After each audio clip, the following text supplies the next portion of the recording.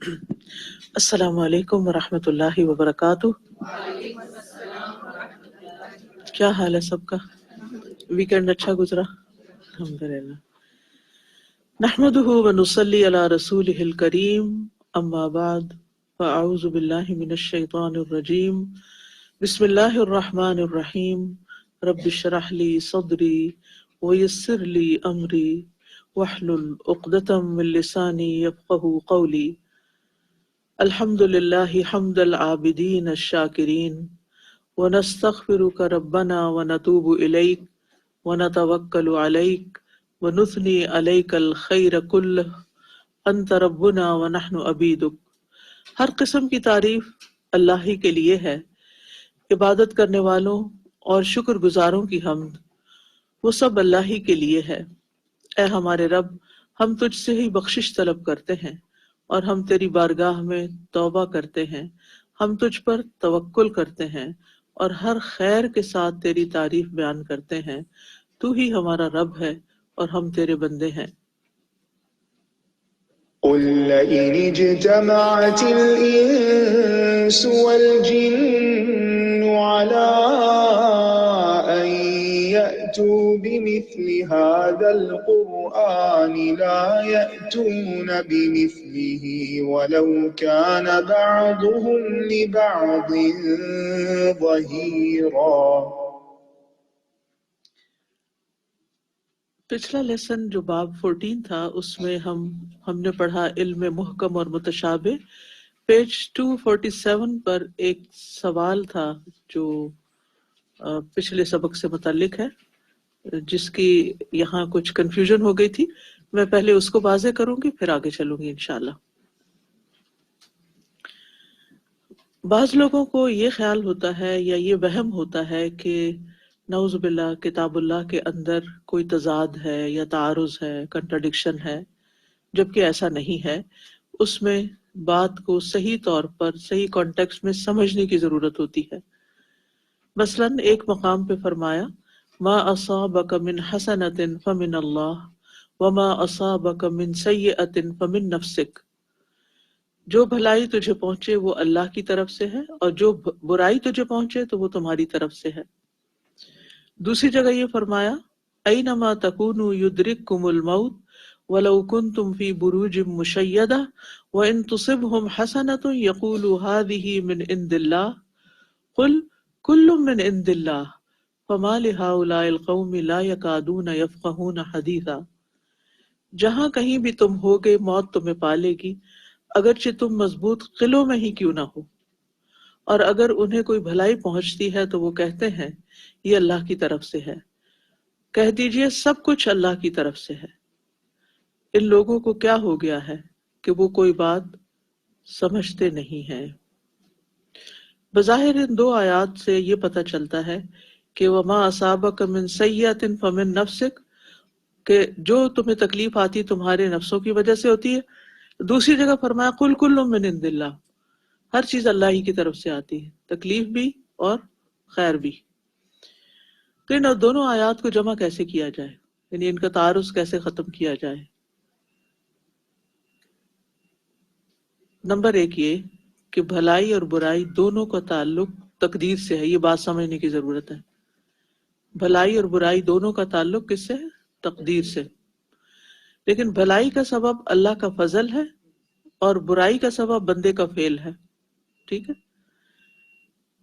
تو اس کا مطلب یہ ہے کہ کل من عند اللہ، جو بھی ہمارے اوپر تکلیف آتی ہے یا کوئی بھلائی ہمیں پہنچتی ہے تو اللہ کی طرف سے، لیکن بھلائی اللہ تعالیٰ کی طرف سے مہربانی کرنے کی وجہ سے ہے، ٹھیک ہے؟ یعنی ما اصابک من حسنۃ فمن اللہ، یعنی یہ اللہ کا احسان ہوتا ہے۔ اور جہاں تک برائی کا تعلق ہے تو یہ انسان کے اپنا فعل ہوتا ہے، اس کا اپنا عمل ہوتا ہے۔ جیسے قرآن مجید میں سورۃ شورى میں بھی آتا ہے وما اصابکم من مصیبۃ فبما کسبت ایدیکم ویعفو عن کثیر، اور جو مصیبت بھی تمہیں پہنچتی ہے تو وہ تمہارے اپنے ہاتھوں کی کمائی کی وجہ سے ہے، اور بہت سی چیزوں سے تو وہ درگزر فرما جاتا ہے۔ اور یہ اللہ کے اس قول کا معنی ہے وما اصابک من سیئۃ فمن نفسک، ٹھیک ہے؟ اب بندے کی طرف جو برائی کی اضافت یا نسبت ہے اس کے سبب کی وجہ سے، یعنی اس کی وجہ سے ہے، یعنی بندے کے اپنے کسی عمل کی وجہ سے ہے، یعنی یہ سبب کی طرف اس کو منسوب کیا جا رہا ہے، یہاں تقدیر کی طرف نہیں۔ اوپر جو بات ہو رہی تھی وہ تقدیر کی ہو رہی تھی، یہاں سبب کی ہو رہی ہے، ٹھیک ہے۔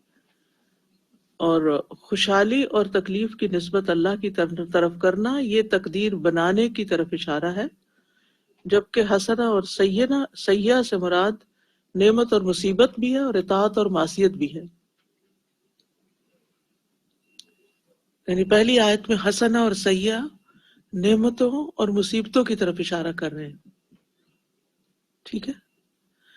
یعنی ان تمسسکم حسنۃ تسؤہم وان تصبکم سیئۃ یفرحوا بها، یعنی جب تمہیں خیر پہنچتی ہے تو ان کو اچھی نہیں لگتے، جب تمہیں تکلیف آتی ہے، مصیبت آتی ہے تو ان کو پسند آتی ہے، جیسا کہ اللہ تعالیٰ کا فرمان ہے وَإِن تَصْبِرُوا وَتَتَّقُوا لَا يَضُرُّكُمْ كَيْدُهُمْ شَيْئًا، اگر تم صبر کرو اور تقوی اختیار کرو تو ان کی چال تمہیں کوئی نقصان نہیں دے گی۔ اور دوسری آیت میں حسنہ اور سیئہ سے مراد اطاعت بجا لانا اور نافرمانی کرنا ہے۔ حسنہ کیا ہے؟ یہ تمہیں نیکی کرنے کی توفیق ہوتی ہے تو اللہ کی طرف سے ہے، اور سیئہ جو ہے نافرمانی کرنا وہ تمہارے اپنے نفس کی طرف سے ہے، یعنی وہ تم خود ذمہ دار ہوتے ہو۔ جیسے ابراہیم علیہ السلام نے کہا تھا نا وَالَّذِي يُطْعِمُنِي وَيَسْقِينِي، ٹھیک ہے، وہی مجھے کھلاتا اور پلاتا ہے۔ لیکن جب کہا وَإِذَا مَرِضْتُ فَهُوَ يَشْفِينِي، جب میں بیمار ہوتا ہوں، یعنی میری اپنی کوئی کوتاہی یا میرا اپنا کوئی گناہ یا میرا اپنا کوئی ظلم ہوتا ہے تو وہ میری طرف سے ہے، ٹھیک ہے۔ اور پھر یہ ہے کہ قرآن میں یعنی کوئی اشکال نہیں ہے، اصل بات یہ کہ ہر آیت کو اس کے اصل کانٹیکسٹ میں رکھنے کی ضرورت ہے، اس کا معنی سمجھنے کی ضرورت ہے۔ یعنی قرآن میں حسنہ اور سیئہ کا لفظ جو ہے وہ ایک سے زائد معنوں میں بولا جاتا ہے، ٹھیک، اس سے مراد نعمت اور مصیبت بھی ہے، اور ان الفاظ سے مراد اطاعت اور نافرمانی بھی ہے، ٹھیک۔ تو نعمت کا ملنا یا مصیبت کا آنا اصلاً تو تقدیر کا حصہ ہے، ٹھیک ہے، لیکن جب اطاعت اور معصیت کی طرف اس کو کیا جائے تو پھر اطاعت کی توفیق اللہ کی طرف سے ہوتی ہے اور معصیت بندے کے اپنے نفس کی خرابی ہوتی ہے، ٹھیک۔ یعنی اللہ تعالیٰ مہربانی کرتے ہوئے اطاعت کی توفیق دیتا ہے، اور نافرمانی دراصل بندہ اپنی ڈھٹائی کی وجہ سے کرتا ہے۔ اب ہے پچھلے سبق کا خلاصہ جو باب نمبر 15 ہے، علم اسباب النزول۔ پچھلے سبق سے خلاصہ اس لیے کرنا چاہتی ہوں تاکہ آج کا سبق پھر آپ کو مزید سمجھ آ سکے۔ اسباب النزول سے مراد وہ واقعات، حوادث اور سوالات ہیں جو کسی آیت یا چند آیات کے نزول کا سبب بنے۔ اسباب نزول کیا چیز ہیں؟ واقعات، حوادث اور سوالات، یعنی کبھی کسی نے سوال کر دیا تو سوال کے جواب میں آیتیں اتری، کبھی کوئی حادثہ پیش آ گیا، کبھی کوئی واقعہ پیش آ گیا۔ پھر ہے سبب نزول کی بنا پر قرآنی آیات کو دو حصوں میں تقسیم کیا گیا ہے۔ نمبر 1 وہ آیات جو بغیر کسی سبب کے نازل ہوئی، یعنی اللہ سبحانہ تعالیٰ نے خود ہی نازل کر دی، مثلاً انبیاء کے قصے اور مستقبل کے واقعات، قیامت کی منظر کشی، عذاب و ثواب کے ذکر پر مشتمل آیات۔ دوسرے وہ آیات جن کے نزول کا کوئی نہ کوئی سبب تھا، مثلاً احکام نازل ہوئے کسی سبب کی وجہ سے، اخلاقیات اور اسی طرح کی زیادہ تر آیات۔ اس علم کی اہمیت کیا ہے؟ یعنی قرآن کو سمجھنے کے لیے اس علم کا ہونا ضروری ہے تاکہ آیات کو ان کے موقع محل کے مطابق ہی سمجھا جائے۔ یعنی سبب نزول کے جان لینے سے آیت کا مطلب ڈٹرمن کرنے میں آسانی ہو جاتی ہے، بات زیادہ اچھی طرح سمجھ آتی ہے۔ قرآن مجید میں بعض آیات تو ایسی ہیں کہ اگر ان سے متعلق بیک گراؤنڈ ان کا یا واقعہ یا سبب معلوم نہ ہو تو مطلب سمجھ ہی نہیں آ سکتا کہ کس بارے میں ہو رہی ہے بات، اور اپنی عقل سے تو سبب نہیں بنائے جا سکتے نا۔ اور اگر مفسر کو جو قرآن کی تفسیر کر رہے ہیں اس کو آیت کا کانٹیکسٹ نہیں پتا تو وہ معنی بیان کرنے میں غلطی کر سکتا ہے. اسی طرح اسباب نزول سے لا علمی کی بنا پر پیدا ہونے والے شبہات اور شکوک شدید اختلاف کا باعث بھی بنتے ہیں. ٹھیک ہے، آج ہم پڑھیں گے پیج 253 سے. نکال لیا آپ نے؟ نمبر 3، جس میں نبی صلی اللہ علیہ وسلم کے دفاع میں جو آیتیں نازل ہیں. دفاع کس کو کہتے ہیں؟ ڈیفenس. ٹھیک ہے.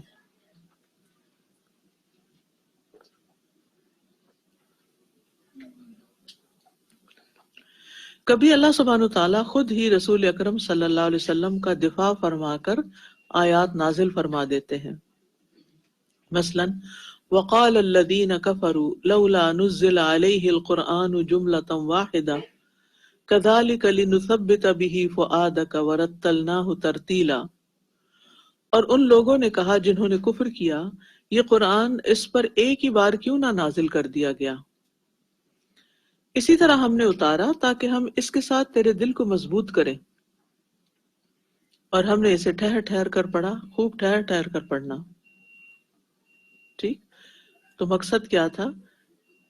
تھوڑا تھوڑا کر کے اترنے کا، کہ جیسے جیسے حالات بدلتے جائیں گے، سچویشنز پیش آئیں گی، مشکلات آئیں گی، اس کے مطابق وہ حصہ نازل کیا جائے گا. اچھا، اب یہ ہمارے سامنے تو قرآن مجید ایک پوری بک کی شکل میں ہے نا. کیا کبھی آپ کو یہ محسوس ہوا کہ آپ کی زندگی میں جو واقعہ پیش آیا یا کوئی خاص سچویشن آپ کے سامنے آئی اور آپ نے قرآن مجید پڑھنا شروع کیا اور بالکل اس سے متعلق اور مطابق ہی کوئی بات آ گئی؟ ہوتا نا. اس وقت دل کی حالت کیا ہوتی ہے؟ یہ تو معجزہ ہے، یہ قرآن تو معجزہ ہے. یعنی کیسے پتہ چل گیا؟ یعنی اللہ کو پتا ہے نا کہ یعنی ایک ہم پلاننگ کرتے ہیں اور ایک اللہ تعالیٰ کی پلاننگ ہوتی ہے کہ ہم نے بھی اس دن وہی سبق پڑھنا ہوتا ہے اور اس سے پہلے ہمیں بھی ایک خاص ایکسپیرینس سے گزارا جاتا ہے تاکہ ہمیں پھر قرآن اچھی طرح سمجھ میں آئے اور اس کو ایکسیپٹ کریں اور اس کو اپنی عملی زندگی میں نافذ کریں.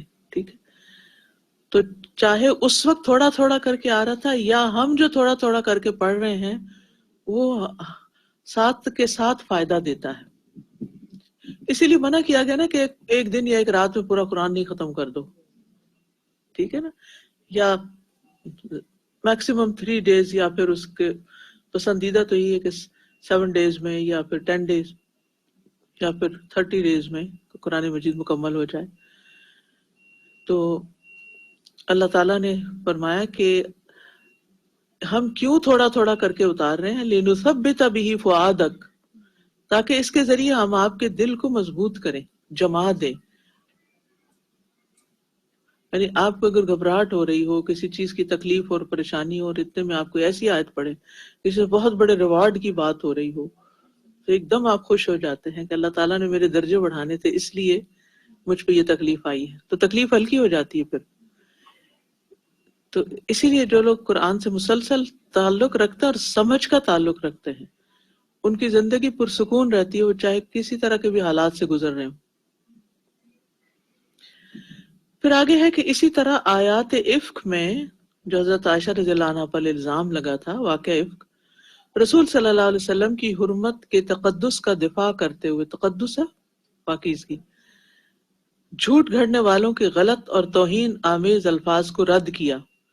کبھی اللہ تعالیٰ اپنے بندوں پر رحمت کا کوئی سبب بنا دیتا ہے تاکہ امت کے افراد کے لیے آسانی ہو. اس کی مثال تیمم کی آیت کا نزول ہے. کب اتری تھی کچھ یاد ہے؟ جب حضرت عائشہ کا ہار گم ہوا تھا تو سبب بن گیا تھا. پھر صحیح فہم کا حصول، آیت کا صحیح فہم اس کے نزول کے سبب کے صحیح علم سے ہوتا ہے. مثلا ان الصفا والمروة من شعائر اللہ فمن حج البیت او اعتمر فلا جناح علیہ ان یطوف بہما ومن تطوع خیرا فإن اللہ شاکر علیم. بے شک صفا اور مروہ اللہ کی نشانیوں میں سے ہیں، تو جو کوئی اس گھر کا حج کرے یا عمرہ کرے تو اس پر کوئی گناہ نہیں کہ دونوں کا خوب طواف کرے، اور جو کوئی خوشی سے کوئی نیکی کرے تو بے شک اللہ قدردان ہے، سب کچھ جاننے والا ہے۔ یہاں طواف سے کیا مراد ہے؟ صحیح مراد ہے، کیونکہ صفا مروہ میں آپ کیا کرتے ہیں؟ صحیح کرتے ہیں، طواف نہیں کرتے، کیونکہ بظاہر یہ ارشاد فلا جناح علیہ سے یہی معلوم ہوتا ہے کہ سعی کا حکم مباح کی قسم سے ہو سکتا ہے۔ مباح کس کو کہتے ہیں؟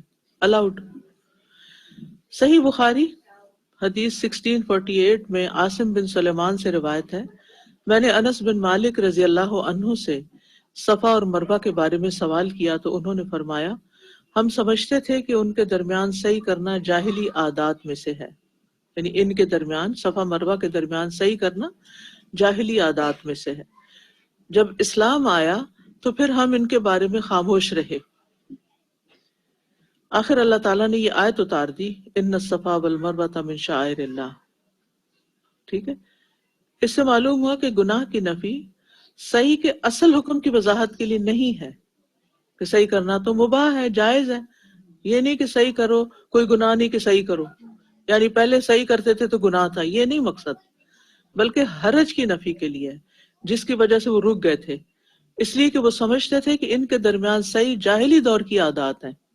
کہا کہ نہیں، جاہلی دور کی عادت نہیں ہے، کوئی حرج نہیں، صحیح کرو۔ باقی اصل حکم تو اللہ تعالیٰ کے اس ارشاد میں من شاعر اللہ سے واضح ہو جاتا ہے۔ اسباب نزول کی روایات میں پیش آنے والے کچھ مسائل۔ اسباب نزول کا علم صحابہ کرام کی روایات سے حاصل ہوتا ہے۔ بعض اوقات ان میں مدرجہ ذیل مسائل پیدا ہو جاتے ہیں جب روایات ایک دوسرے سے ٹکراتی ہوں۔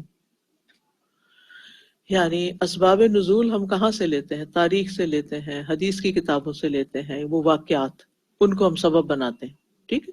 لیکن بعض اوقات ایک ہی آیت کے بارے میں 2-3 واقعے ملتے ہیں تو انسان کہتا ہے بھائی یہ سبب ہے یا وہ سبب ہے یا وہ سبب ہے، کون سا سبب ہے، اصل بات کیا ہے؟ تو اس کا کیا جواب ہے؟ کبھی ایک ہی آیت کے سبب سے سبب نزول میں متعدد روایات ہوتی ہیں اور وہ باہم ٹکرا بھی رہی ہوتی ہیں، اس موقع پہ کیا کیا جائے؟ یہ بات ذہن نشین ہونی چاہیے کہ 2 صحیح روایات کے درمیان کوئی ٹکراؤ نہیں ہوتا، ٹکراؤ وہاں ہوتا ہے جہاں ایک صحیح ہوتی ہے اور ایک ضعیف ہوتی ہے، واضح؟ لیکن اگر 2 روایات میں سے ایک روایت صحیح ہو اور دوسری ضعیف یا موضوع ہو، موضوع کا مطلب فیبریکیٹڈ، تو اس کا آسان اصول یہ ہے کہ صحیح کو لے لیا جائے، ضعیف یا موضوع کو ترک کر دیا جائے، یعنی چھوڑ دیا جائے۔ مثلا والضحی واللیل اذا سجا ما ودعک ربک وما قلی، اس کے سبب نزول کے بارے میں 2 روایات ہیں۔ پہلی روایت الاسود بن قیس سے صحیح سند کے ساتھ صحیح بخاری حدیث نمبر 4950 میں ہے، اسود نے جندب بن سفیان رضی اللہ عنہ سے سنا جو کہہ رہے تھے کہ نبی صلی اللہ علیہ وسلم ایک مرتبہ بیمار ہو گئے، 2 یا 3 رات قیام نہ فرما سکے، کیونکہ رات کو جب آپ قیام کرتے تھے تو تلاوت کرتے تھے، وہ تلاوت نیبرز کو بھی سنائی دیتی تھی، ٹھیک ہے، گھر ساتھ ساتھ تھے نا، اور ابو لہب کا گھر، چچا کا گھر تو بالکل ہی ساتھ تھا، اسی لیے وہ جو کرتی تھی۔ تو ایک خاتون یعنی ابو لہب کی بیوی کی طرف اشارہ ایک اور روایت سے پتہ چلتا ہے، کہنے لگی محمد مجھے لگتا ہے کہ تمہارے شیطان نے تمہیں خیر بات کہہ دیا ہے۔ اس پر اللہ تعالیٰ نے آیات اتاری، والضحی واللیل اذا سجا ما ودعک ربک وما قلی، آپ کو ایشورٹی دی کہ رب نے آپ کو نہیں چھوڑا۔ یہ دشمنوں کی مس انڈرسٹینڈنگ ہے۔ دوسری روایت اسی صورت کے بارے میں طبرانی میں آتی ہے، اور ابن ابی شیبہ نے حفص بن میسرہ رحمہ اللہ سے، جن کی نانی اماں آپ کی خادمہ تھی، یعنی نبی صلی اللہ علیہ وسلم کی، انہوں نے بیان کیا ہے کہ ایک پلہ یعنی کتے کا بچہ آپ کے گھر میں آیا، چارپائی کے نیچے اس نے جگہ بنائی اور بیٹھ گیا اور وہیں مر گیا۔ آپ 4 دن تک منتظر رہے مگر آپ پر وحی نازل نہ ہوئی۔ آپ نے فرمایا خولا اللہ کے رسول کے گھر میں کیا ہو گیا ہے؟ جبریل میرے پاس نہیں آ رہے۔ میں نے جی میں کہا میں ذرا گھر کو جھاڑتی پوچھتی ہوں، یہ وہ نانی کہتی، اور جھاڑو لے کر میں نے چارپائی کے نیچے مارا تو وہاں سے پلا نکلا اور وہ بھی مرا ہوا. پھر آپ کی حالت یوں ہو گئی کہ آپ وہی کے اترنے پہ تھرتھرا رہے تھے. اس موقع پر آیت والضحیٰ واللیل اذا سجا نازل ہوئی. اچھا، یہ جو دوسری روایت ہے یہ عجیب و غریب حدیث اور سند کے اعتبار سے منقطع روایت امام بخاری کی صحیح روایت کے مقابل نہیں ہو سکتی. لہذا صحیح بخاری کی روایت کو ہم اختیار کریں گے، طبرانی وغیرہ کی روایت کو چھوڑ دیں گے. کیونکہ آپ دیکھیے کہ معلوم نہیں ہے کہاں سے یہ باتیں مکس اپ ہو گئی. کتے کا بچہ 4 دن، پہلی بات ہے کہ آپ چارپائی پہ کہاں سوتے تھے، ٹھیک ہے. دوسری بات یہ ہے کہ وہ 4 دن کو کتا مرا رہے کمرے کے اندر، تو وہ یہ نہیں ہو سکتا نا. اور پھر جھاڑ پونچھ میں وہ وہاں سے نکل آیا، کوئی چھوٹا سا کھلونا ٹوائے تو نہیں تھا. تو اس طرح کی جو روایات جن کا یعنی ٹیکسٹ بھی اس قسم کا اور پھر سند بھی ضعیف ہو تو اس کو چھوڑ دیا جاتا ہے. اب سمجھ آ گئی کہ سبب نزول میں 2 چیزیں ہیں، ایک صحیح ہے ایک نہیں ہے. آرام سے صحیح لے لو، دوسری چھوڑ دو، بات ختم ہو جائے گی. لیکن بعض اوقات تعارض بھی ہوتا ہے، آگے دیکھتے ہیں. کنٹرڈکشن یعنی ایک عرض کا مطلب ہوتا ہے پیش کرنا. تعارض تفاعل کے باب پر ہے، ایک دوسرے کے سامنے آنا، یعنی دونوں ایک دوسرے کے سامنے آمنے سامنے آ جاتی ہیں. اب اس کو لیں یا اس کو لیں. اگر صحیح اور حسن روایات آپس میں ٹکراتی ہوں تو پھر حقیقت حال معلوم کی جائے گی. اس ٹکراؤ کی بے شمار صورتیں ہیں، چند ایک یہ ہیں. نمبر 1، 2 روایتوں میں ایک روایت کے الفاظ اس طرح ہوں کہ سبب نزول هذه الآیت کذا، اس آیت کے سبب کا نزول اس طرح ہے، اس آیت کے نزول کا سبب اس طرح ہے. یا کسی واقعے کو سنا کر آیت ذکر کر دی جائے اور کہا جائے فنزلت الآیہ، پھر یہ آیت اتر آئی، اور وہ اسے پڑھ کر سنا دے. جبکہ دوسری روایت میں عبارت کے الفاظ اس طرح ہوں نزلت حاضل آیت فی قضا، ٹھیک ہے، اوپر ہے سبب نزول حاضل آیت قضا، اور یہاں کیا ہے نزلت حاضل آیت فی قضا، یہ آیت فلاں حکم کے لیے اتری ہے یا فلاں حکم اس میں شامل ہے. اس صورت میں الفاظ کی بنیاد پر پہلی روایت کو ترجیح دی جائے گی جس میں کیا لکھا ہوگا، کیا لکھا ہوگا، سبب نزول حاضل الآیہ قضا. قضا کا مطلب اس طرح، اس لیے کہ پہلی روایت میں سبب نزول بیان کیا گیا ہے جبکہ دوسری میں نہیں. ٹھیک ہے. دوسری چیز، کبھی دونوں روایتیں قوت کے اعتبار سے ایک ہی درجے میں ہوتی ہیں، مثلا دونوں صحیح ہیں دونوں حسن ہیں، مگر دونوں کا بیان کردہ سبب نزول ایک دوسرے سے مختلف ہے. یعنی 2 روایتیں ہیں لیکن دونوں میں بات مختلف، سبب نزول فرق بتایا جا رہا ہے. اس صورت میں کسی اور دلیل کی وجہ سے ایک روایت کو دوسری پر ترجیح دی جائے گی. مثلا ایک روایت کا راوی اس واقعے کے وقت اپنی حاضری اور موجودگی کا کہتا ہے کہ میں وہاں موجود تھا جب یہ واقعہ ہوا، جبکہ دوسرا صرف روایت کر رہا ہے کسی سے سن کے. مثلا ارشاد باری تعالیٰ ہے وَيَسْأَلُونَكَ عَنِ الرُّوحِ قُلِ الرُّوحُ مِنْ أَمْرِ رَبِّي، سورۃ بنی اسرائیل کی آیت ہے. وہ آپ سے روح کے بارے میں سوال کرتے ہیں، کہہ دیجئے روح میرے رب کا امر ہے، حکم ہے. ٹھیک. اس کے سبب نزول میں 2 روایتیں ہیں. ٹھیک. اب دونوں ہی صحیح ہیں. پہلی روایت، امام بخاری حدیث 4721 میں اپنی سند صحیح کے ساتھ عبداللہ بن مسعود سے روایت کرتے ہیں. کیا ایک مرتبہ میں کسی کھیت میں رسول اکرم صلی اللہ علیہ وسلم کی خدمت میں حاضر تھا.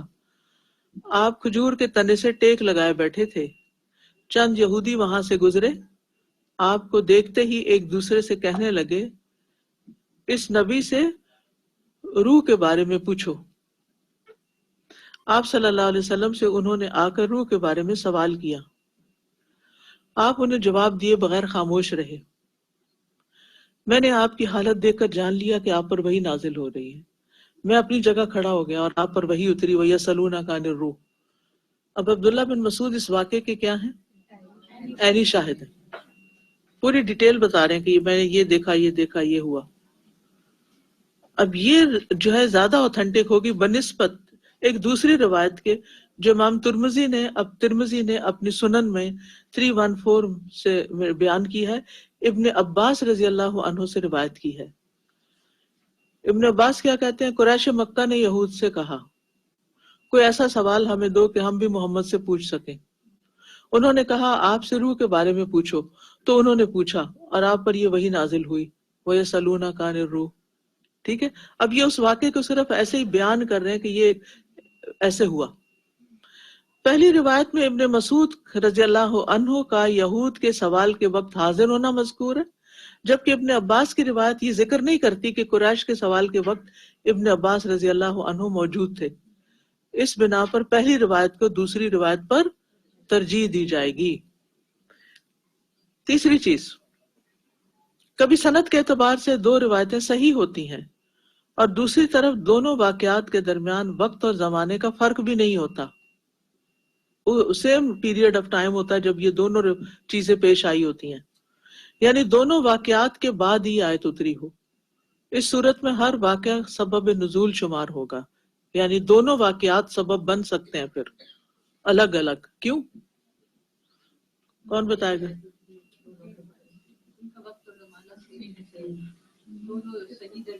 یعنی قریب قریب کے زمانے میں نازل ہوئی، ایک کے بعد ایک قصہ پیش آیا اور چند دن بعد ایک اور قصہ پیش آیا، یا چند دن کے سے بھی کم میں دوسرا بھی پیش آ گیا۔ اب دونوں کے لیے ایک ہی بات آ گئی۔ اب کوئی کہے گا یہ سبب تو، کوئی کہے گا وہ سبب، بھائی نہیں، دونوں ہی سبب تھے، یہ بھی ہوتا ہے۔ ٹھیک،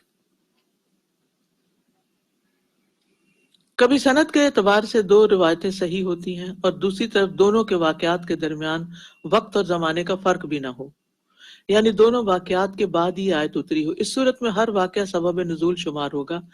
ارشاد باری تعالیٰ ہے والذین یرمون ازواجہم ولم یکن لہم شہداء، آخر آیت نمبر 9 تک، 6 سے لے کر۔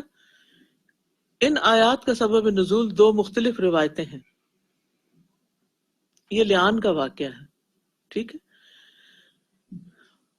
پہلی روایت صحیح بخاری میں 4745 میں ہے کہ سہل بن سعد رضی اللہ عنہ روایت کرتے ہیں، عویمر اجلانی ایک شخص کا نام ہے، اپنے قبیلے کے سردار عاصم بن عدی کے پاس آئے رضی اللہ عنہ، کہا آپ کی کیا رائے ہے اگر کوئی اپنی بیوی کو کسی اجنبی مرد کے پاس پائے؟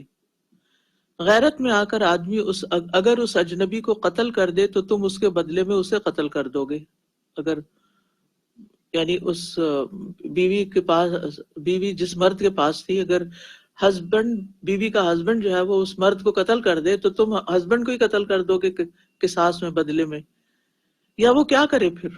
یعنی اگر اتنا غصہ آئے تو وہ کرے کیا؟ انہوں نے کہا عاصم تم جاؤ اور رسول اکرم صلی اللہ علیہ وسلم سے اس کی وضاحت طلب کرو۔ عاصم رضی اللہ عنہ آپ کی خدمت میں حاضر ہوئے اور یہی سوال پوچھا۔ آپ نے سوال کو سخت ناپسند فرمایا۔ عاصم نے واپس آ کر عویمر رضی اللہ عنہ کو بتایا کہ آپ نے سوال ہی ناپسند کیا ہے۔ عویمر نے کہا اللہ کی قسم میں باز نہیں آؤں گا جب تک آپ سے اس کے بارے میں خود نہ پوچھ لوں، تو مجھے سوال کا جواب چاہیے۔ وہ آئے اور عرض کیا اللہ کے رسول، ایک شخص اپنی بیوی کو کسی اجنبی کے ساتھ مشغول پاتا ہے، کیا وہ اجنبی کو قتل کر دے؟ اگر ایسا کرے تو کیا آپ اس کے بدلے میں اسے قتل کر دیں گے یا وہ کیا کرے؟ آپ نے فرمایا عویمر، اللہ تعالیٰ نے قرآن مجید میں تمہارے اور تمہاری بیوی کے بارے میں آیات اتاری ہیں۔ آپ نے ان دونوں کو بلا کر لعان کرنے کو کہا، جیسا کہ قرآن مجید میں اس کا طریقہ ہے، دونوں بڑی قسمیں کھاتے ہیں۔ لعان کے بعد عویمر نے کہا اللہ کے رسول، اگر میں اس کو روکوں تو یہ ظلم ہوگا، کیونکہ اس بیوی نے جھوٹی قسم کھا لی۔ چنانچہ عویمر نے اپنی بیوی کو طلاق دے دی۔ اس طرح دو لعان کرنے والوں کے لیے یہ قاعدہ بن گیا کہ وہ لعان کے بعد اپنی بیوی کو طلاق بھی دے۔ دوسری روایت صحیح بخاری کی 2671 میں آیات لعان کا سبب نزول ابن عباس سے اس طرح مروی ہے کہ ہلال بن امیہ رضی اللہ عنہ نے آپ کی موجودگی میں ہی اپنی بیوی کو شریک بن سحما کے ساتھ بدکاری کی تہمت لگا دی۔ اب یہ ایک اور صحابی ہیں۔ آپ نے فرمایا مدعی کو گواہ پیش کرنا ہوگا ورنہ کوڑے پڑیں گے، یعنی تم نے ایسی بات کی اپنی بیوی کے خلاف تو اگر یا تو اسے پروف کرو یا پھر تمہیں کوڑوں کے لیے تیار ہونا ہو۔ ہلال نے عرض کی یا رسول اللہ، ایک آدمی اپنی بیوی کو کسی آدمی کے ساتھ مشغول پائے اور دوسری طرف وہی گواہوں کو تلاش کرتا پھرے. آپ یہی فرماتے رہے کہ تم مدعی ہو اس لیے گواہ پیش کرو. ہلال نے عرض کیا اللہ کے رسول، اللہ گواہ ہے، میں اپنے اس دعوے میں سچا ہوں. مجھے امید ہے کہ میرا رب میری سچائی کی تصدیق میں کچھ نہ کچھ آسمان سے اتار دے گا جو کم از کم کوڑوں کی سزا سے مجھے بچا سکے. اتنے میں جبریل علیہ السلام یہ آیات لے کر اترے، والذین یرمون ازواجہم ولم یکن لہم شہداء ان کانوا من الصادقین. وہی آیتیں جو اوپر نازل ہوئی تھی یہی. آپ نے ہلال اور اس کی بیوی کو بلوا بھیجا. آپ نے فرمایا اللہ عز و جل تو یہ ضرور جانتا ہے کہ تم میں سے ایک جھوٹا ہے. کیا تم میں کوئی توبہ کرنا چاہتا ہے؟ وہ عورت کھڑی ہوئی اور اس نے آیات کے مطابق حلفیہ بیان دے دیا کہ وہ سچی ہے، اس نے کوئی ایسا کام نہیں کیا. عورت مکر گئی، اس کا خامند الزام لگانے میں جھوٹا ہے، تو آپ نے ان دونوں کے درمیان جدائی کر دی. یہ دونوں روایات صحیح بخاری کی ہیں. پہلی روایت عوامر اجلانی کے بارے میں سبب نزول بتاتی ہے، جبکہ دوسری ہلال بن امیہ کے بارے میں کہ ایسی حالت میں کیا کیا جائے. دونوں روایات میں واقعات گو الگ الگ ہیں مگر معاملہ ایک ہی ہے، اس لیے قذف کے حکم کو عام کر دیا گیا. قذف کیا ہوتا ہے؟ کوئی کسی پہ جھوٹی تہمت لگائے زنا کی تو اس کو کوڑے مارے جائیں، 80 کوڑے، حد جاری کی جائے. لہٰذا دونوں واقعات کو ہی صحیح گردانتے ہوئے کہا جائے گا کہ یہ دو حادثے ایک کے بعد ایک کر کے پیش آئے اور اللہ تعالیٰ نے لعان نازل کر کے مسئلے کا حل بتا دیا. یعنی آگے پیچھے یہ دونوں کے الگ الگ واقعات تھے اور دونوں کے لیے ایک ہی آیت اتری. ٹھیک. پھر ایک اور صورت ہے کہ جب لفظ عام ہو اور سبب خاص ہو تو اس آیت کا حکم سب کے لیے عام ہوگا. یہ بہت دفعہ ہوتا ہے تفسیر پڑھاتے ہوئے. میں اب یہ اگر بولوں گی نا العبرۃ بعموم اللفظ لا بخصوص السبب تو پھر آپ اس بات کو یاد رکھ لیجیے. ٹھیک ہے. انشاءاللہ تعالی ہم 15 سے سورت انفال شروع کریں گے، لائیو تفسیر شروع کریں گے انشاءاللہ، کیونکہ جب تک ہمارا علوم القرآن مکمل ہو چکا ہوگا. یہ پلاننگ کس نے کی تھی؟ یہ صرف اللہ کی پلاننگ تھی کہ میں چاہتی تھی کہ جو صورتیں میں نے کووڈ کے دوران پڑھائی ہیں وہ میں دوبارہ پھر نہ پڑھانے بیٹھ جاؤں بلکہ کچھ اور پڑھا دوں، علوم القرآن پڑھا دوں، اور جب یہ ختم ہو تو پھر تفسیر شروع کروں. تو اللہ نے وہ نیت پوری کر دی الحمدللہ. تو اس موقع پر اگر کچھ اور لوگ بھی مزید جوائن کرنا چاہیں تو آپ ان کو انوائٹ کر سکتے ہیں انشاءاللہ. تو جب کسی خاص واقعہ یا سوال کے جواب یا کسی مشکل کے حل کے لیے ایک یا چند آیات نازل ہوں. پڑھیے اس لفظ کو ذرا دوبارہ دھیان سے.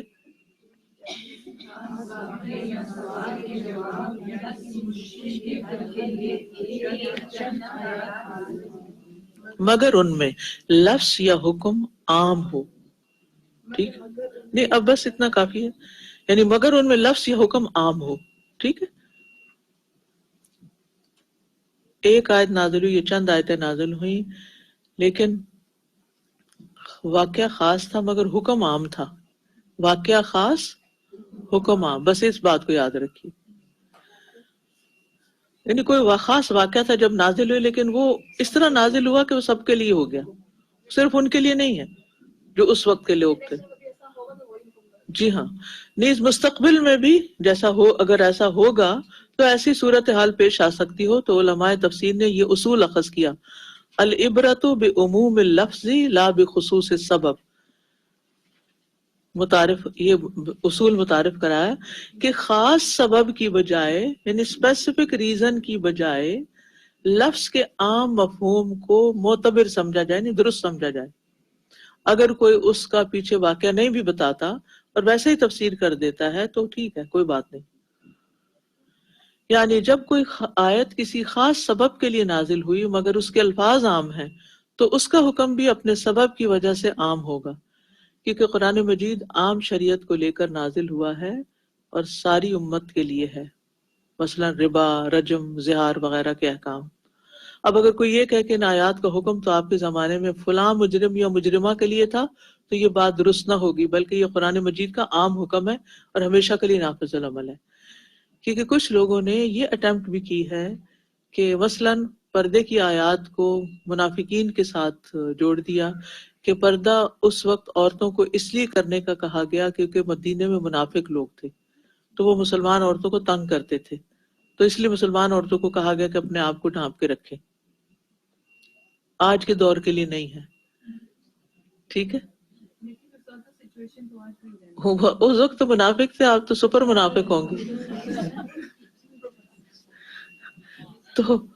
تو اس میں آپ دیکھیے کہ لیکن کچھ لوگوں نے یہ راہ نکالنے کی کوشش کی ہے نا، تو یہ اس اصول سے ٹکراتے ہیں کہ ٹھیک ہے منافقین کی وجہ سے مسلمان عورتوں کے وہ سبب بنا، کیونکہ وہ مسلمان عورتوں نے خود ریئلائز کیا، کیونکہ وہ ایک واقعہ آپ نے پڑھا ہوگا، گزر گیا یا آگے آئے گا، کہ جب وہ ایک یہودیوں کے بازار میں ایک مسلمان عورت گئی تو اس کو اس کے جو چادر تھی اس کے اوپر کسی نے پاؤں رکھ دیا اور پھر وہ سب اتر گیا، اس سے اوپر سے کپڑا اتر گیا، اور پھر وہ اس کے نتیجے میں پھر ان کو سزا بھی دی گئی.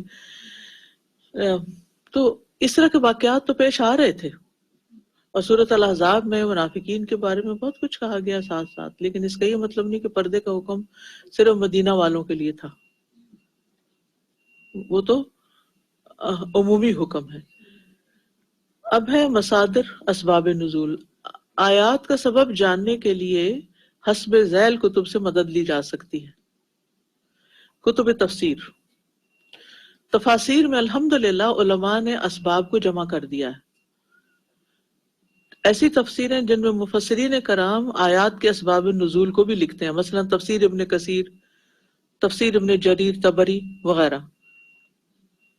اگر وہاں کوئی اختلاف نظر آئے اسباب میں تو کیا کرو، مدرجہ ذیل اصولوں کو لاگو کر لو، یعنی آپ کو کرائیٹیریا مل جائے گا. کئی لوگ تفسیر ابن کثیر پڑھتے ہیں، اس میں بعض ضعیف روایات ہوتی ہیں اور بعض اس طرح کنٹراڈکٹ بھی کر رہی ہوتی ہے، تو پریشان ہو جاتے کہ اس کو لیں کہ اس کو لیں، کیا لیں اور کیا نہ لیں. تو اگر یہ اصول آپ نے پڑھے ہوئے ہوں کہ کب کون سی چیز لینی ہے اور کون سی نہیں لینی، تو آسان ہو جاتا ہے معاملہ. یعنی صحیح چیز لینی ہے اور ضعیف کو چھوڑ دینا ہے. ٹھیک، کیونکہ ان لوگوں نے علم کو جمع کر دیا، ان کا یہ کام نہیں تھا کہ یعنی جو مفسر تھا وہ محدث نہیں تھا، ٹھیک ہے. اور اس وقت ان کے پاس کوئی ایسی فیسلٹی نہیں تھی کہ جہاں جا کے کسی سورس سے وہ یہ جلدی سے معلوم کر لیں کہ حدیث صحیح ہے یا نہیں. ابھی تو ہمیں کوئی چیک کرنا ہوتا ہے تو فوراً حدیث.com پہ یہ کہیں چلے جاتے ہیں اور اس کا درجہ معلوم کر لیتے ہیں اور ہم کہتے ہیں نہیں یہ تو اوتھینٹک نہیں ہے. اب تو عام بندہ بھی حدیثوں کا درجہ ڈھونڈنے کے لیے اس کو آسانی ہو گئی ہے. کتابیں لکھ دی گئی. ہمارے دور میں جب ہم پڑھ رہے تھے تو اس وقت بکس تھی، جیسے علامہ البانی نے صحیح کے نام سے لکھی اور ضعیف حدیثیں الگ کی. ان کے صحیح کی سیریز الگ ہے، ضعیف کی سیریز الگ ہے. تو اسی لیے پھر بعض وقت آپ پڑھتے تو لکھا ہوتا ہے البانی نے اس کو صحیح کہا ہے. ایک تو صحیح بخاری وغیرہ تو اپنی جگہ ہے ہی، لیکن جو دیگر کتب میں صحیح اور ضعیف کی، مثلا صحیح ابن ماجہ، صحیح ابن ماجہ ایک الگ کتاب ہے، اور جو ابن ماجہ اصل کتاب ہے اس کی ضعیف حدیثیں الگ کر دی. اب تو یہ سہولتیں ہیں لیکن پہلے نہیں تھی، اس لیے ہم مفسرین کو بلیم نہیں کر سکتے. انہوں نے اس وقت جب چیزیں لکھی تو جو ان کو ملا اپنے علم کی حد تک انہوں نے اس لیے بھی جمع کر دیا کہ کوئی چیز کہیں اس ڈر سے کہ کہیں کوئی علم کا کچھ حصہ چھوٹ نہ جائے. ٹھیک، بس انسان کو نا ہمیشہ ہی اپنے کان اور آنکھیں کھلی رکھنے کی ضرورت ہوتی ہے. یہ جو ایک روایتی و تقلیدی ذہن ہے نا، یا ایک عقیدت کا ذہن کہ بس جو کہہ دیا یہی ٹھیک ہوگا، انسان کو عقل سے کام لینا چاہیے کسی کی بھی بات قبول کرنے سے پہلے. کتب حدیث، کتب حدیث کے مختلف ابواب میں کتاب التفسیر کے نام سے بھی ایک باب ہوتا ہے، جس سے صحیح بخاری کا کتاب التفسیر میں نے پڑھایا تھا، شاید آپ میں سے کسی نے پڑھا بھی ہو، جس میں اسباب نزول کی روایات بھی نقل کی جاتی ہیں. اس کی مثال صحیح بخاری میں موجود باب التفسیر ہے. اسباب نزول جاننے کا بنیادی قاعدہ، کسی آیت کا سبب نزول جاننے کے لیے صحیح روایات درکار ہوتی ہیں جو سبب نزول سے آگاہ کرتی ہوں. وہی روایت مقبول ہوگی جو نبی کریم صلی اللہ علیہ وسلم سے یا صحابہ سے متصل صحیح یا حسن سند کے ساتھ منقول ہو، کیونکہ صحابہ کرام ہر وقت نبی کریم صلی اللہ علیہ وسلم کی صحبت میں رہا کرتے تھے. امام واحدی رحمہ اللہ کا قول ہے، ان کی کتاب ہے اسباب النزول، ان کی تفسیر جو ہے اس پر.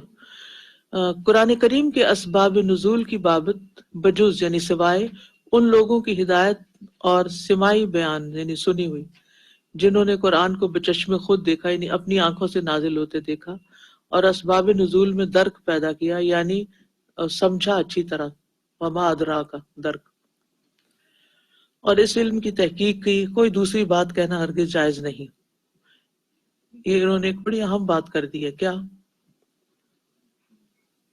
کہ اسباب نزول کے بارے میں ان لوگوں کی ہدایت اور سماعی بیان کے جنہوں نے قرآن کو بچشم خود دیکھا اور اسباب نزول کو سمجھا اور اس علم کی تحقیق کی، کسی اور کی بات کو نہیں لینا چاہیے۔ یعنی آج کے دور میں جو بہت سی گمراہیاں دین کے نام پہ پھیل گئی ہیں نا، اس کی بنیادی وجہ یہ ہے کہ لوگوں نے قرآن کو آؤٹ آف کانٹیکسٹ ایکسپلین کرنا شروع کر دیا۔ ٹھیک ہے، وہ آیت نازل کسی ایک خاص کانٹیکسٹ میں ہوئی تھی، اگر اس طرح کا کوئی مسئلہ آج بھی درپیش ہے تو وہ حکم ٹھیک ہے، لیکن اس کو کاٹ کے ایک طرف صرف اپنی عقل کی بنیاد پر ان کی آیتوں کی تشریح کرنا، اس سے نئے نئے مطلب نکالنا اور لوگوں کو امپریس کرنا اور دین کا اصل مزاج ہی بدل دینا، یہ گمراہی کا سبب بن جاتا ہے۔ اس لیے آپ دیکھیں کہ قرآن مجید کو حدیث کے بغیر نہیں سمجھا جا سکتا، کیونکہ اللہ تعالیٰ نے نبی صلی اللہ علیہ وسلم ہی کے ذمے یہ بات لگائی تھی کہ آپ قرآن کو بیان کریں، اِنَّ عَلَيْنَا جَمْعَهُ وَقُرْآنَ ثُمَّ اِنَّ عَلَيْنَا بَيَانَ۔ ٹھیک ہے، پھر وحی کے ذریعے آپ کو باتیں سمجھائی گئی اور آپ نے لوگوں کو ان کے بارے میں آگاہ کیا۔ وَأَنزَلْنَا إِلَيْكَ الذِّكْرَ لِتُبَيِّنَ لِلنَّاسِ مَا نُزِّلَ إِلَيْهِمْ، ہم نے آپ کی طرف ذکر نازل کیا تاکہ آپ لوگوں کو بیان کریں، آپ ایکسپلین کریں کہ ان کی طرف کیا نازل کیا گیا ہے۔ تو جب تک نبی صلی اللہ علیہ وسلم یا پھر صحابہ کرام سے ہم علم حاصل نہیں کریں گے تو ہم قرآن کو بھی نہیں سمجھ سکیں گے، کیونکہ قرآن تو ان پہ نازل ہوا اور ان کے سامنے نازل ہوا، تو اس کے بغیر ہم اپنے پاس سے آج 14 سال بعد من مانے مطلب نکالنے بیٹھ جائیں تو یہ صرف خواہشات کی پیروی ہوگی۔ اس قول کا مطلب یہ ہے کہ اگر سبب نزول کے بارے میں کوئی صحابی کوئی قول بیان کریں تو ان کی بات معتبر ہوگی، کیونکہ انہوں نے قرآن کے نازل ہونے کا زمانہ پایا اور ان واقعات کا مشاہدہ بھی کیا جن پر قرآن نازل ہوا، اور اگر صحابہ کے بعد آنے والا کوئی سبب نزول کے بارے میں بات کرے اور وہ بات صحابہ کے قول کے مخالف ہو تو اس کے قول کی بجائے صحابہ کی بات کو قبول کیا جائے گا۔ عبداللہ بن مسعود فرماتے ہیں، اس ذات کی قسم جس کے سوا کوئی معبود نہیں، اللہ کی کتاب کی ہر آیت کے بارے میں مجھے معلوم ہے کہ وہ کس بارے میں نازل ہوئی اور کب نازل ہوئی۔ حضرت علی رضی اللہ عنہ فرماتے ہیں، اللہ کی قسم میں ہر آیت کے بارے میں جانتا ہوں کہ وہ رات میں نازل ہوئی یا دن میں، میدانی علاقے میں اتری یا پہاڑ پر۔ ٹھیک ہے، تو یہ تھا باب اسباب نزول اور اس سے کیا مراد ہے۔ اب ہم باب 16 شروع کریں گے۔ یہاں آپ کچھ کہنا چاہیں تو کہہ سکتے ہیں تاکہ تھوڑی سی بریک آ کے آپ کا مائنڈ الرٹ ہو جائے۔ جی عروج، سوال۔ سوال کیا تھا کہ قرآن پڑھنے کے لیے کسی سے سیکھنا ضروری کیوں ہے؟ خود سے بھی قرآن پڑھ سکتے ہیں۔ صحیح ہے، اس کی جاننے کے لیے آپ کو کسی کے پاس جانے کی ضرورت ہے۔ ہاں، ان سے کسی نے سوال کیا، آپ میں سے کوئی جواب دینا چاہے گا؟ آپ اس میں مائک میں۔ آج ہی جو ابھی بات ہو رہی ہے نزول کی اور اسباب کی، تو اگر نہیں ان کو کیسے پتا جو قرآن پکڑے ہیں، ان کو نزول کا کیسے پتا جب دوسری حدیث کا جا کے ایکسپلینیشن نہ دیں؟ تو وی نیڈ بوتھ۔ جو ابھی استاد نے بتایا دیٹس دا آنسر، جو نزول کی بات ہے۔ خود سے پڑھ لو، اسے کہیں کہ میڈیکل کالج میں داخلہ لینے کی کیا ضرورت ہے، کتاب لے کے خود سے پڑھ لو، ڈکشنری سے ساری ٹرمینالوجی کا ایکسپلینیشن دیکھ لو اور ڈاکٹر بن جاؤ۔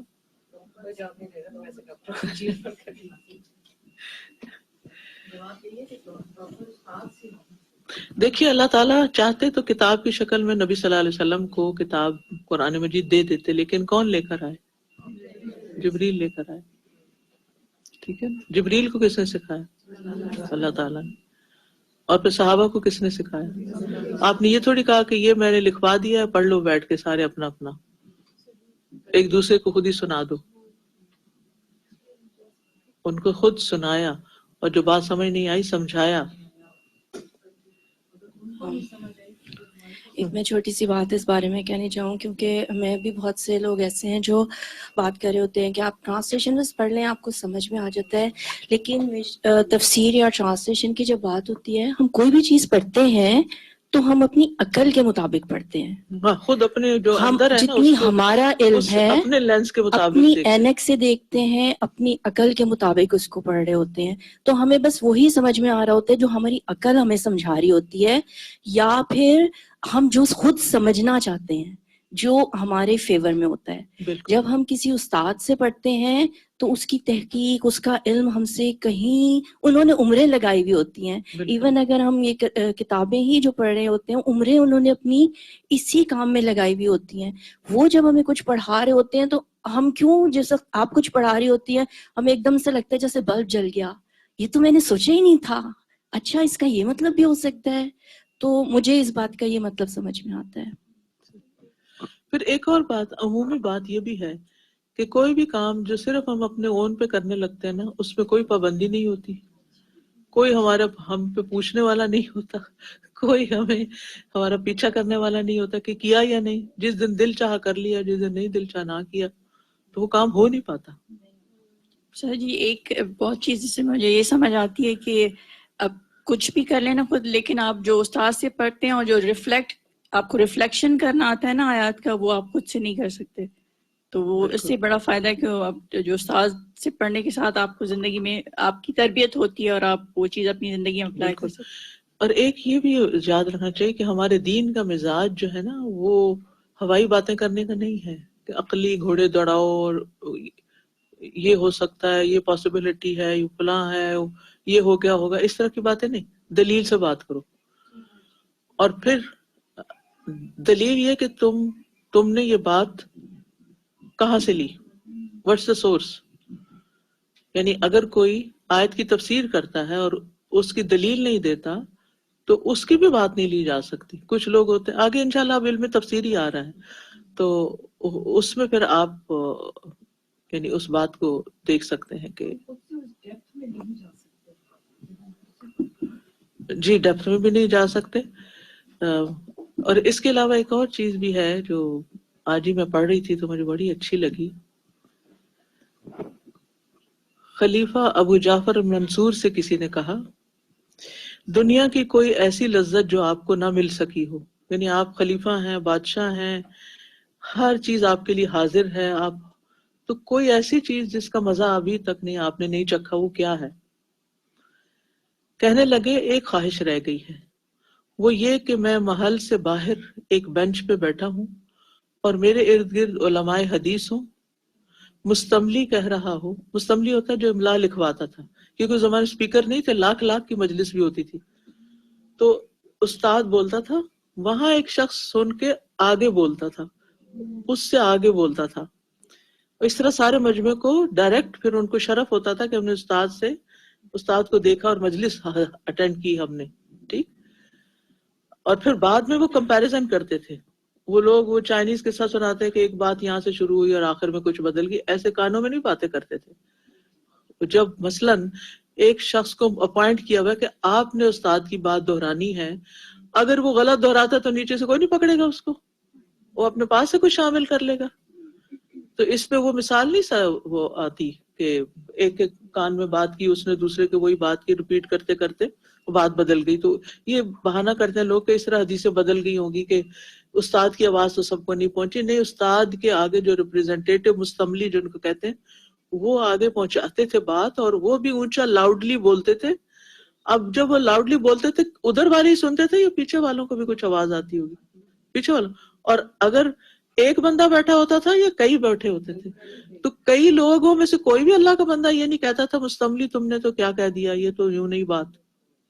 دوسرا یہ کہ اس وقت استاد کے ہاتھ میں بھی، یعنی بعض مجالس ایسی ہوتی تھی کہ استاد کے ہاتھ میں بھی کتاب ہوتی تھی اور وہ مستملی کے پاس بھی اس کا نسخہ ہوتا تھا. تو وہ صرف زبانی نہیں بول رہا ہوتا تھا، وہ دیکھ کے اس میں سے آگے اس حصے کو دوبارہ ریپیٹ کر دیتا تھا. آگے پھر ایک اور 10 لائنوں کے بعد اور کھڑا ہوتا تھا، وہ آگے بتاتا 10 کے بعد اور 10 کے بعد اور. بڑی بڑی محنتیں ہوئی ہیں. ہمیں تو ہر چیز کی آسانی یا آسانی آرام سے بولتے ہیں, اور اس وقت پاکستان میں بھی آواز جا رہی ہے جو ہم اس کلاس میں بیٹھ کے پڑھ رہے ہیں, اور وہاں بھی لوگ سن کے ریفلیکشن بھیج رہے ہوتے ہیں. تو اب آپ دیکھیے, وہ کہتا ہے کہ میری خواہش ہے کہ میرے ارد گرد علماء حدیث ہوں, مستملی کہہ رہا ہو من ذکرت رحمک اللہ, آپ نے کس کا ذکر کیا, میں کہوں حدثنا فلان قال حدثنا فلان عن رسول اللہ صلی اللہ علیہ وسلم. سائل کہتا نہیں, جس نے سوال کیا, کہ اگلے دن خلیفہ کے پاس مشیر اور وزراء کے بیٹے دواتیں اور رجسٹر لے کے حاضر ہو گئے.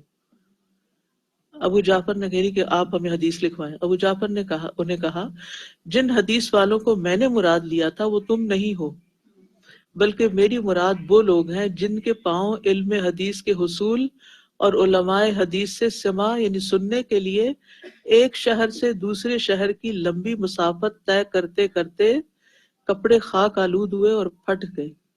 یہ تاریخ ابن عساکر میں لکھا ہوا کہ میں اس لذت کو, علم حاصل کرنے کی اس لذت کو محسوس کرنا چاہتا ہوں. اچھا, اسی طرح یحییٰ بن اقسم کہتے ہیں, ایک دن خلیفہ ہارون الرشید نے مجھ سے پوچھا, جانتے ہو بھلا سب سے بڑا معزز محترم عہدہ اور مرتبہ کیا ہو سکتا ہے؟ میں نے کہا, امیر المومنین, وہ عہدہ جس پہ آپ فائز ہیں. یعنی آپ کو معلوم ہے ہارون الرشید کی جو خلافت تھی وہ مشرق و مغرب پہ چھائی ہوئی تھی. خلیفہ نے کہا, تم جانتے ہو مجھ سے زیادہ معزز کون ہے؟ میں نے عرض کی, نہیں. کہنے لگے, مگر میں جسے جانتا ہوں وہ شخص ہے جو ایک حلقہ میں بیٹھا کہہ رہا ہے, حدثنا فلان عن فلان قال رسول اللہ صلی اللہ علیہ وسلم. میں نے عرض کی, امیر المومنین, یہ آپ سے کیسے بہتر ہو سکتا ہے؟ وہ تو بس یہ کہہ رہا ہے کہ اللہ کے رسول نے یہ فرمایا, جبکہ آپ رسول اللہ صلی اللہ علیہ وسلم کے بھتیجے, یعنی خاندان وہ اس میں سے تھے نا, عباسی خلفاء میں سے تھے, اور حضرت عباس کے چچا کی اولاد, حضرت عباس چچا تھے اور ان کی اولاد میں سے اس لیے بھتیجا کہا, اور مسلمانوں کے ولی الامر ہیں. خلیفہ نے کہا, یحییٰ, افسوس, یہ شخص مجھ سے اس لیے بہتر ہے کہ اس کا نام رسول اللہ صلی اللہ علیہ وسلم کے نام کے ساتھ سند کے اندر آ گیا ہے, اس چین میں اس کا نام آ گیا ہے. یہ کبھی نہیں مرے گا, جب ہم مر جائیں گے اور ختم ہو جائیں گے, مگر ایسے علماء جب تک دنیا قائم ہے باقی رہیں گے. اور جب میں یہ منڈے کو پڑھاتی ہوں نا حدیث, تو آپ یقین کریں پوری سند پڑھاتے ہوئے جو میرے اندر ایک جذبہ پیدا ہوتا ہے, کیونکہ بہت سے راویوں کے حالات میں نے بتائے بھی ہیں. اگر آپ کے پاس وقت ہو تو سن بھی لیا, آن لائن سن سکتے ہیں آپ چلتے پھرتے بھی, کہ ان کے ناموں کو بعض اوقات وہ بھاری ہو جاتے سننے والوں پہ کہ ان کو دلچسپی نہیں ہوتی, مگر میں نے زندگی کے 4 سال لگائے تھے ان لوگوں پہ ریسرچ کرتے کرتے کہ یہ کہاں سے اٹھے, کون کس سے ملا, کیا ہوا, یہ علم کیسے پھیلا, کیسے لیا گیا, کیسے دیا گیا. تو کہتی ہے ان کو ہم اتنا ایک لمحے کا وقت نہیں دے سکتے کہ سند بولتے ہوئے ان کا نام بول دیں. ہم ہمیشہ کہتے ہیں کہ حضرت ابو ہریرہ نے فرمایا اور پھر آگے روایت کر دیتے, یا پھر وہ بھی کاٹ دیتے. چلے ٹھیک ہے, جلدی میں جب بات بتانی ہو تو ہم ساری سند نہیں بیان کر سکتے, لیکن یہ خلفاء کی بھی تمنا تھی کہ ہمارا نام اس سند میں آ جائے کہ جس نے نبی صلی اللہ علیہ وسلم کی ایک حدیث کو روایت کر کے آگے بتایا. تو اگر یہ لوگ استادوں سے نہ لیتے, جا کے ملاقات نہ کرتے, ان کی مجلس میں نہ بیٹھتے, بعض اوقات ایک مہینے کا سفر صرف ایک حدیث لینے کے لیے کیا گیا, جسٹ 1 حدیث, ایسے ہی نہیں علم جمع ہو گیا. اور آج ہم تھوڑا سا بھی تکلیف اگر ہمیں کرنی پڑے تو ہم کہتے ہیں اس کی کیا ضرورت ہے, بس ہے نا, نیٹ پہ ہے سب کچھ. کوئی ہمیں حدیث بھیج دیتا, اس کو ہم اپنا کو کہیں سیو کر لیتے, جو بعد میں پڑھ لیں گے, بعد میں اتنا قصہ جمع کر لیتے ہیں, اس کے بعد پڑھتے پڑھاتے کچھ بھی نہیں. تو خود سے کام نہیں ہوتے, ہر کام کے لیے. کپڑے سینے کے لیے تو آپ کو استاد چاہیے, ماسٹر چاہیے ہوتا ہے نا, اور روٹی پکانے کے لیے بھی کسی سے سیکھنا پڑتا ہے. چھوٹے چھوٹے کام جو اگر آپ کسی سے نہیں سیکھے ہوئے تو آپ کو ڈھنگ سے کرنے نہیں آتے. جو لوگ تکبر میں مبتلا ہوتے ہیں اور کسی کو استاد مانتے ہی نہیں ہیں, اور وہ سمجھتے ہیں ہم خود ہی بہت عقل مند اور ذہین ہیں, وہ زندگی میں کچھ نہیں کر پاتے, یقین مانیں. ہمارا آپ کچھ کہنا چاہ رہی؟ مائک دیجیے, مائک دیجیے ہمارا. مائک کس کے پاس؟ پکڑے کوئی بات نہیں، کوئی بات نہیں. السلام علیکم. اچھا یہ بھی ہمارا اوکے. استاذہ یہ جو استاد سے پڑھنے کی جو اہمیت ہے اس کا واضح جو مثال ہے میرے سامنے ہے یہ بک قرآن کریم اور اس کے چند مباحث. یہ کتاب میرے پاس پہلے سے موجود تھی، میں نے اسے پڑھنے کی کوشش کی، تھوڑی سی پڑھی، مجھے خشک بھی لگی اور کچھ جذب بھی نہیں. پھر میں اس کو کبھی کبھی بیچ میں سے کچھ کھول کے پڑھ لیتی تھی کبھی کبھی، لیکن جب آپ نے پڑھائی ہے آپ سے پڑھ کے یہ کتاب جذب بھی ہوئی ہے، اتنی دلچسپ لگی. اور اب میں اس کتاب کو میں اپنی زندگی میں نا اب روزمرہ میں اس کتاب کو اپنے سے ریلیٹ بھی کرتی ہوں میں نا. اور پہلے تو یہ مجھے اس کا مشکل لگتی، حالانکہ میں نے اس کو کوئی زیادہ ایکسپلین بھی نہیں کیا، صرف ریڈنگ کی آپ کے ساتھ بیسیکلی کہ آپ کو کتاب پڑھنا آ جائے. تو یہ اور پھر یہ ہے کہ کلیکٹیولی ایک مجلس میں پڑھنے کا ایک لطف ہی کچھ اور ہوتا ہے. آپ کچھ کہنا چاہتی تھی ہمارا؟ اچھا نہیں میں نے کہا آپ کچھ کہنا تو نہیں چاہ رہی تھی. نوما آپ کہیے جی، مائک دیجیے. السلام علیکم. استاذہ میں خود ایک ٹیچر ہوں، اس پوائنٹ آف ویو سے کہہ رہی ہوں. انگریزی میں کہتے ہیں جیسے کہ دیر از magic in a class room. وہ کیا ہوتا ہے یہ ٹیچر خود بھی سمجھتی ہیں، آپ کے منہ سے وہ الفاظ نکلتے ہیں جو آپ نے پلان نہیں لکھے، بالکل پلانر میں نہیں لکھے ہوتے، سوچے بھی نہیں ہوتے. اللہ تعالیٰ کی طرف سے وہ ایک بہتر ایکسپلینیشن آ رہی ہوتی ہے. اور بچے بھی وہ جو فیل کر رہے ہوتے ہیں، جو اسٹوڈنٹس آئی ایم شیور آپ سب فیل کر رہے ہیں. میں گھر سے آج جب نکلی ہوں اپنے استاد کو دیکھنے ملنے بہت عرصے بعد، تو مجھے یہ سفر بھی ایک ایک لمحہ اور اس کلاس میں بیٹھ کے بھی وہ احساس ہو رہا ہے کہ آواز آپ انٹرنیٹ پہ بھی سنتے ہیں لیکن وہ چیز نہیں ہے جب استاد آپ کے سامنے ہو اور جب آپ کلاس میں بیٹھتے ہیں. اور پھر یہ انرجی پازیٹیو، کیونکہ استاد کی اتنی نالج ہے، وہ جو ان کی وائبریشن ہے وہ آپ فیل کر رہے ہیں. اور پھر ہم ایک دوسرے کی پازیٹیو انرجی اور علم لینے کی چاہت، تو وہ ہم سب ایک دوسرے کو پرابلی افیکٹ کرتے ہیں، کیونکہ یہ جو ماحول ہے یہ آپ کو الگ نہیں فیل ہوتا. بالکل. اور خود سے کتاب پڑھ کے نہیں، ناولس آپ پڑھ سکتے ہیں، کہانیاں پڑھ سکتے ہیں خود سے، کیونکہ وہ تو اس میں کوئی علم کی بات کم ہی ہوتی ہے، لیکن یہ کہ سنجیدہ علم ایسے نہیں ہوتا. جی سمیتا. استاذہ جی میں کتاب تفسیر ہی ابھی مکمل کی ہوئی ہے ہماری آن لائن حدیث میں. جی حدیث میں. تو اب وہ ان میں ایسے ایسے نام تھے جو کبھی ہم نے پڑھے ہی نہیں تھے، اور ایسے ایسے ان کی پرسنالٹیز ہیں. جیسے ایک نام ہے جو بہت کم سنایا دیا جاتا ہے، امام حسین، امام ابن حسین تھے. تو ان کو فرشتے جو ہیں وہ سجدہ کیا کرتے تھے. حسین بن سعد کے ساتھ حسین. جی. تو ایسی ایسی پرسنالٹیز اللہ تعالیٰ نے بیچ میں ہمیں پڑھائیں جو کبھی ہم نے پڑھی نہیں، اور آپ نے کہاں کہاں سے اس علم کو جمع کیا. اگر ہم اکیلے پڑھ رہے ہوتے، مطلب میں یہ سوچ رہی تھی، تو ہم تو اتنی سرچ نہیں کر سکتے تھے کہ ہم ایک ایک شخص کی پرسنالٹی اور ان کے بارے میں ہم جان سکتے. جزاک اللہ خیر. کلیکشن کرنا، پھر پڑھنا، پھر اس کو ریلے کرنا اور پھر سمجھانا. جی آپ آگے مائک دیجیے، آگے مونا کو لیڈ. جی اصل میں مسئلہ یہ رہا ہے کہ ہر دور میں مسلمانوں کی اکثریت نے قرآن کو بہت ہلکا لیا ہے. اس کو صرف ایک ثواب حاصل کرنے والی کتاب اور بس صرف اس طرح سے پڑھا گیا کہ جب کوئی مشکل آئے تو اس کو پڑھ لو، اس آیت کو یا اس سورہ کو اتنی بار پڑھ لو تو اس سے یہ ثواب حاصل ہو جائے گا، لیکن اس کو زندگی کا مقصد نہیں بنایا گیا. جسے کہا نا کہ Islam is a complete code of life, اس کو ہم نے ویسا سمجھا ہی نہیں ہے، تو اس لیے اس سے وہ چیز ہمیں حاصل ہی نہیں ہوتی. لوگوں نے قرآن مجید سے اپنے اپنے مطالب کا کافی مطلب کی چیزیں بھی نکالی ہیں اور فائدہ بھی اٹھایا. وہ بھی فائدہ دیتا ہے قرآن، یہی قرآن کا اعجاز ہے. یہ شفا ہے. تو مثال کے طور پر اگر آپ کے جسم پر کوئی نشان ہے یا کوئی ایسی چیز ہے تو آپ یہ آیت پڑھیں، مسلمۃ لا شیۃ فیہا. اسی طرح اگر کسی کوئی بہرا ہے یا کانوں میں تکلیف ہے تو سم بکم عمی، یہ پڑھیں.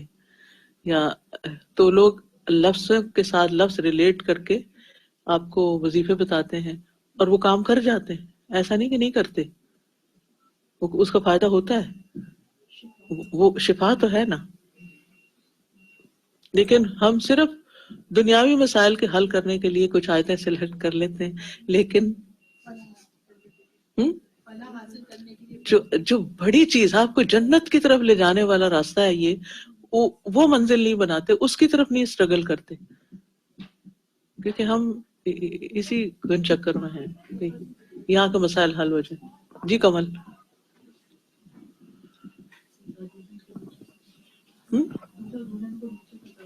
ہاں دلہا دلہن کو اس کے نیچے سے گزار دیتے ہیں. استاذہ ہم قرآن میں دیکھتے ہیں کہ صحابہ کے چند سوالات ہیں، تو وَيَسْأَلُونَكَ کا کر کے جیسے آتے ہیں، تو یہاں پہ آیا وَيَسْأَلُونَكَ عَنِ الرُّوحِ، تو یہاں پہ آیا کہ جیسے یہود نے یہ سوال کیا، جی اور پھر آیا کہ دوسری روایت میں کہ قریش مکہ نے یہ سوال کیا، تو نہیں، قریش قریش مکہ مکہ نے یہود کو اکسایا. کہ ہمیں بتائیں کہ ہم سوال نہیں، کریں.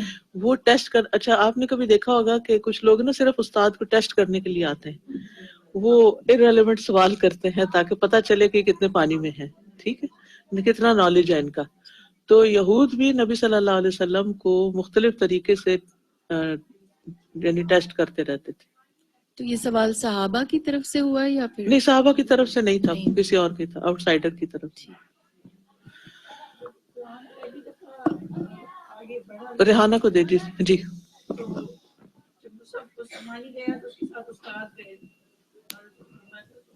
جی بالکل بالکل. مصحف عثمانی جب تقسیم ہوا ہے تو ہر ایک کی جگہ پر ایک استاد کے بالکل بالکل. السلام علیکم ورحمۃ اللہ. وعلیکم السلام. استاذہ آج جب ابھی ہم یہ والی بات پڑھ رہے تھے اس پورے چیپٹر میں، تو مجھے اپنا ہی ایکسپیرینس یاد آ رہا تھا. میں بھی جب قرآن کی طرف میرا شروع ہوا تھا سفر، یعنی حق اور وہ ساری چیزیں تلاش کرنے کی، ایک تو ریورٹس ہوتے ہیں جو دوسرے کسی مذہب سے جو ہے وہ مسلمان ہوتے ہیں، اور ایک وہ لوگ ہوتے ہیں جو اپنی لائف میں قرآن کو اس طرح امپلیمنٹ نہیں کر رہے ہوتے، بھولے بیٹھے ہوئے ہوتے ہیں، اور پھر ان کو جو ہے وہ اللہ اکبر، اشہد ان لا الہ الا اللہ، اشہد ان لا الہ الا اللہ، اشہد ان محمد رسول اللہ، اشہد ان محمد رسول اللہ، حی علی الصلاۃ، حی علی الصلاۃ، حی علی الفلاح، حی علی الفلاح. اللہ اکبر، اللہ اکبر، لا الہ الا اللہ. لا الہ